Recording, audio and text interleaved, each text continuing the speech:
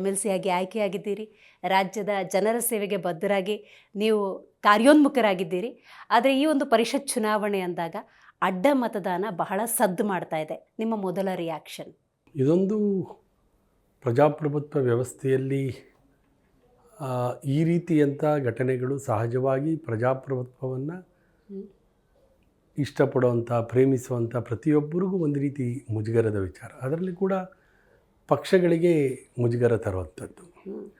ಆ ದೃಷ್ಟಿಯಿಂದ ಇದು ಒಂದು ಅಹಿತಕರ ಘಟನೆ. ಅಂದರೆ ಇಂಥ ಘಟನೆ ನಡೀಬಾರ್ದಾಗಿತ್ತು ಅಂತಕ್ಕಂಥದ್ದು. ಯಾಕೆಂದರೆ ಪ್ರಜಾಪ್ರಭುತ್ವದ ವ್ಯವಸ್ಥೆ ಅಂದರೆ ನಿಷ್ಠೆ, ನಂಬಿಕೆ ಮತ್ತು ಸಿದ್ಧಾಂತ, ಧ್ಯೇಯ ಇರುತ್ತೆ.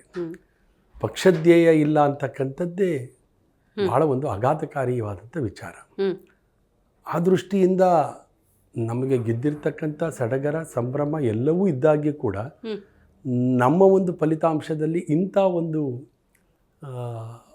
ಬೇಡದೇ ಇರೋ ವಿಚಾರ ಮತ್ತು ಅಡ್ಡಮತದಾನ ಅಂತಕ್ಕಂಥ ಒಂದು ವಿಚಾರ ಮುನ್ನೆಲೆಗೆ ಬಂದದ್ದು ಒಂದು ಸ್ವಲ್ಪ ಬೇಸರ ಆಗಿದೆ.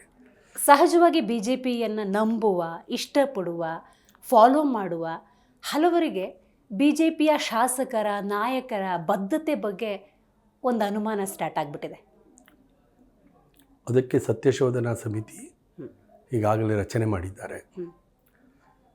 ಅದರ ಹಿನ್ನೆಲೆ, ಮುನ್ನೆಲೆ, ಯಾಕೆಂದರೆ ಭಾರತೀಯ ಜನತಾ ಪಾರ್ಟಿ ಅಂತ ಹೇಳಿದರೆ ಶಿಸ್ತು ಮತ್ತು ಧ್ಯೇಯ ಮತ್ತು ಸಿದ್ಧಾಂತಕ್ಕೆ ಅಂಟಿಕೊಂಡಿರ್ತಕ್ಕಂಥ ಪಕ್ಷ. ಇಲ್ಲಿ ಅಶಿಸ್ತನ್ನು ಸಹಿಸಿಕೊಂಡಿರುವಂತಹ ಯಾವ ಉದಾಹರಣೆಯೂ ಪಕ್ಷದಲ್ಲಿ ಇಲ್ಲ. ಬಹುಶಃ ಇದಕ್ಕೆ ಯಾವುದೇ ರೀತಿಯಾದಂಥ ಸಾಕ್ಷಿ ಸಿಗೋದಿಲ್ಲ ಅಂತಕ್ಕಂಥ ಯೋಚನೆಯಿಂದ ಯಾರು ಆತ್ಮಸಾಕ್ಷಿಯನ್ನು ವಂಚನೆ ಮಾಡಿಕೊಂಡು ಮತ ಚಲಾವಣೆ ಮಾಡಿದರೆ ಅದು ಯಾವ ರೂಪದಲ್ಲಾದರೂ ಅದು ಗೊತ್ತಾಗುತ್ತೆ.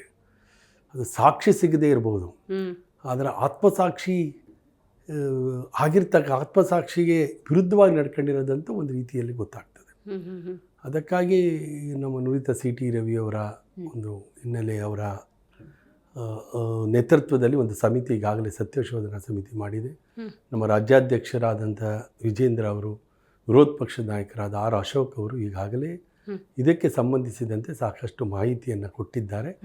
ಒಟ್ಟಾರೆ ಬೆಳವಣಿಗೆ ಕಾರ್ಯಕರ್ತರಿಗೆ ಒಂದು ಮುಜುಗರ ಮಾಡ್ತಕ್ಕಂಥದ್ದು.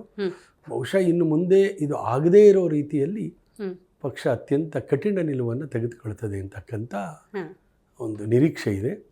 ಮತ್ತು ಎಲ್ಲದಕ್ಕಿಂತ ಹೆಚ್ಚಿನದಾಗಿ ನನಗೆ ವೈಯಕ್ತಿಕವಾಗಿ ನೀವು ಕೇಳೋದಾದರೆ, ಈ ರಾಜ್ಯಸಭೆಗೆ ನಡ್ತಕ್ಕಂಥ, ಯಾಕೆ ರಾಜ್ಯಸಭೆಯ ಅಭ್ಯರ್ಥಿಯನ್ನು ಚುನಾಯಿಸಿ ಈ ಪತ್ರವನ್ನು ಸುರೇಶ್ ಕುಮಾರ್ ಅವರು ಕೂಡ ಬರೆದರು. ರಾಜ್ಯಸಭೆಯನ್ನು ಪ್ರತಿನಿಧಿಸಿ ಚುನಾವಣೆಗೆ ನಿಲ್ಲೋರು ಅವರಿಗೆ ಮತ ಹಾಕುವಂಥ ಶಾಸಕರುಗಳನ್ನ ಚುನಾವಣಾ ಏಜೆಂಟ್ಗೆ ತೋರಿಸಿ ಮತ ಹಾಕಬೇಕು.